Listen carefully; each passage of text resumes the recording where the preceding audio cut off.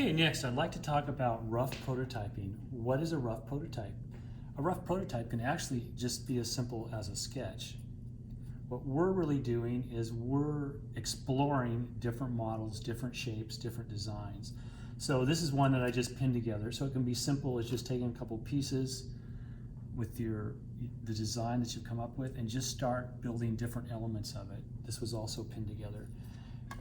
So I can be as simple as just taking some pieces here. Maybe I want to create some panels. You could use tape. I've got pins here. It works pretty good. I'm just going to put these three shapes together. I'm going to pin them.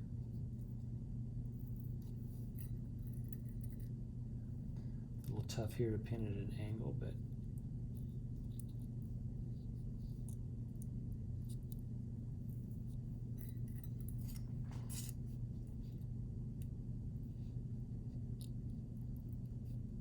you can see that this is just a real quick method just to start getting your design ideas going. So there we just have some simple triangles. Other thing too you can experiment with is just, here I've just taken some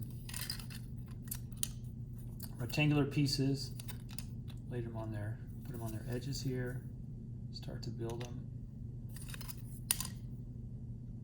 And start to create some interesting effects with design panels too. This is just a square, but what if I take it now and I change the direction of it? So it becomes more trapezoidal, but just easy to just experiment. What do I like? I could pin that together, have another design. Maybe I want to just go flat, build up a lot of flat pieces. Maybe I want to do a combination of flat and shapes on their ridges. You can start to kind of get an idea how creative you can really be. So many different shapes and ways to angulate those shapes and play with them. Just a few ideas.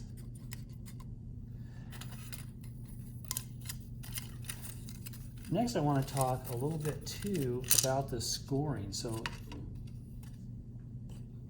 say I want to play with, something that's got more curve to it. Here we've just done, straight lines for the most part, but we can actually come in here and again, be really patient. You can actually score curves pretty easily. You may want to template it. You may want to draw out the curves, follow the lines. I'm just going to create some curves here. I'm going to pop it open. If I want to look at it with the light source behind it, see visually kind of what effect it gives it. Don't be afraid to explore with curves. I can go too with more angles here. It's really just experimenting with the material. You may think to yourself, oh, well, it's not going to bend, it's not going to work. But you'd be surprised.